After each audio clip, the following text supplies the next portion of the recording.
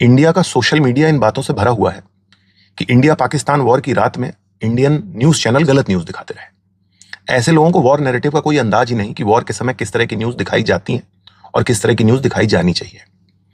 Propaganda is the second biggest tool after army.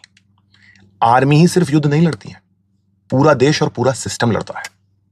Hitler का एक official propaganda minister था Joseph Goebbels. तो अब पहले यह समझे कि ऐसा करते क्यों है।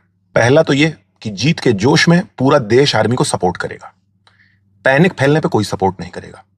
1940 में जब हिटलर ने फ्रांस को हरा दिया और उसके लुफ्तवाफा ब्रिटेन को कुचलने वाले थे, तो चर्चिल ने प्रोपेगेंडा करके ही पूरे देश को अपने पीछे रखा और उस युद्ध को लड़ा। उसने विक्ट्री स्पीचेस दी झूठी, हर जगह विक्ट्री सिंबल बनाता था और पूरे ब्रिटेन में पोस्टर चलता था keep calm and carry on. Propaganda से उसने टक्कर ली।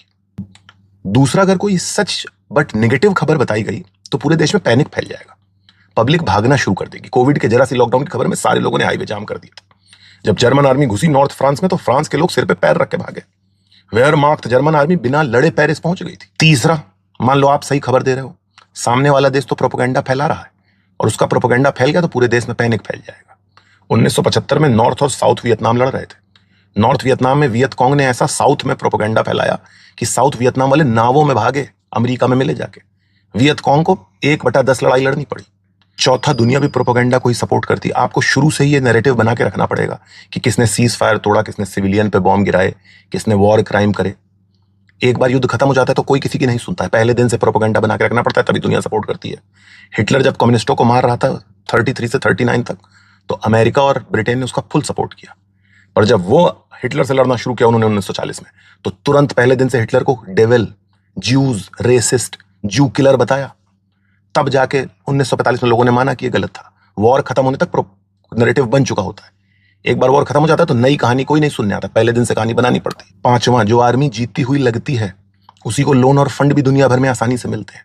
जब इंग्लिश और फ्रेंच ईस्ट इंडिया कंपनी लड़ती तो अपने घर में यही बताती थी कि हम बस वॉर जीतने वाले हैं, तभी वहां से उनको आर्मी और पैसा भेजा जाता था। वर्ल्ड वॉर 1 में अमेरिका ने खाली प्रोपेगेंडा करा के अपने देश में मिलियंस ऑफ डॉलर्स के लिबर्टी बॉन्ड बेचे। छठवीं लास्ट बात यह कि आपकी एनालिसिस की जरूरत नहीं है, जो आपको असली खबर देके आपकी बुद्धि लगवाई जाए। आर्मी जनरल्स को, डिसीजन मेकर्स को पता है कि क्या खबर सही है क्या गलत है।